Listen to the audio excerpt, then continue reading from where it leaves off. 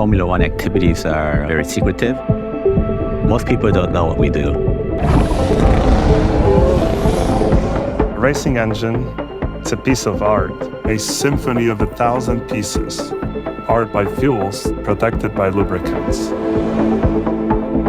In Formula One, to win, you need every component delivering and delivering above your competitors.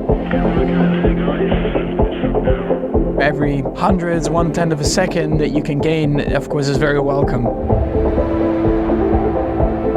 Racing is basically detail engineering for every part. They are one of the unsung heroes behind the scenes.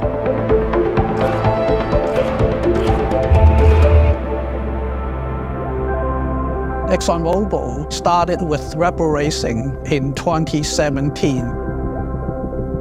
The lubricants impacts the thousands of pieces inside the engine, so they optimized every component. My job for the past 14 years has been developing the fuel composition for the Formula One program. And if you have the right fuel, you can actually then change the design of the engine to make it even more powerful and more efficient. Whenever we sponsor a team, we also come in as a technical partner. There's reasons for it. We want to develop technology in the most advanced hardware. Success for us means finding innovative technologies that we can then apply to our consumer products. And in the first season, I believe, there was only one win that was secure.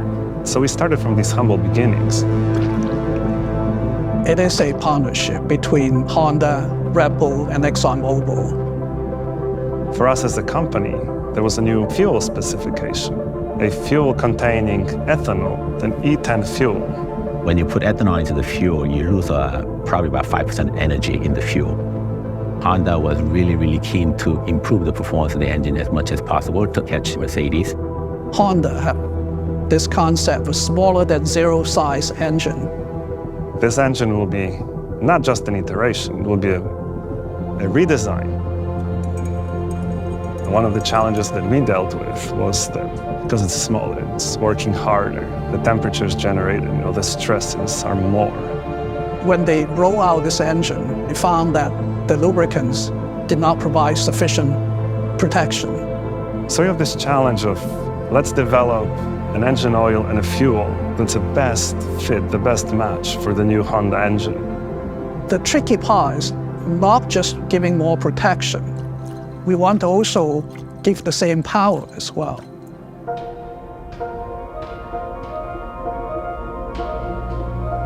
One percent of engine power is roughly 1/10 of a second. 1% of downforce is roughly 1/10 of a second. So if you can improve on those two key areas of friction and temperature rating, which allows us to be more aerodynamically efficient, it makes the car go quicker. Simple as that. All of the protection comes from the Mobil 1 lubricants. And all of the energy of a Formula One car comes from the Mobil E10 fuel. The grid now between pole and temp is quite often 2 or 3 tenths, so it's incredibly tight. The Honda was maximizing their engine design and the fuel was doing its best, but they were reaching a kind of a plateau in terms of performance. Exxon Mobil is multifaceted, so they help us a lot on the chassis side, and then we use analysis equipment at the track. In a similar way that humans will get a blood test, we are on hand to help the team test the fuel for quality control and analyse the lubricants for any reliability issues. We test roughly 90 samples a week. What we're doing is making sure there's no signs of higher than normal friction or any signs of any leaks that would prevent the car from running on track. What has surprised us is with the tenaciousness and the appetite to improve and to keep pushing the boundaries within Exxon Mobil to match our own ambitions. People are expecting you to solve problems, and you're not solving problems, you get a lot of pressure. We've gone through many iterations. There are a lot of other failures at the time, ideas that we tested that didn't work. So A to Z, and then go back, another A to Z, and then another A to Z. And we found the molecule for the lubricant.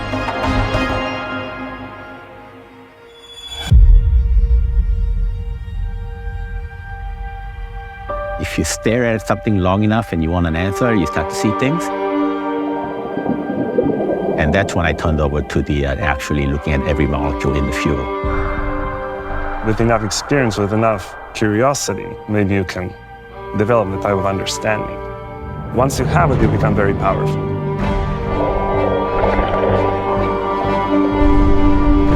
I've been looking at this so long that I think I start to see a pattern. So for the performance to improve in the fuel, we need to do this. And lo and behold, I have 21 negative numbers, next number was positive.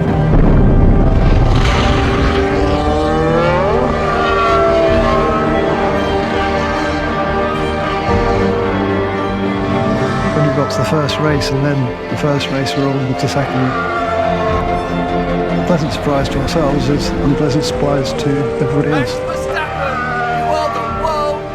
I don't think anybody could have ever imagined the kind of success that we saw in 2023. Winning all bar one race was an outstanding performance. We broke records that have stood since 1988. And in fact, the race that we did lose, Singapore, I think it was a wake-up.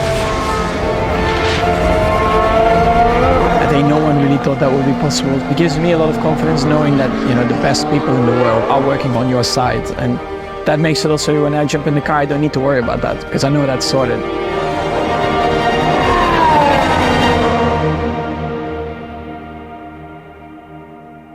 Watching these wins accumulate was quite a surreal moment. 21 out of 22 races is certainly not a bad outcome. Well, this is the greatest, you can't expect more than that. The breakthrough from Honda, from us, from Red Bull. I don't want to get into the technical details here. I don't want the competitors to pick it up, so.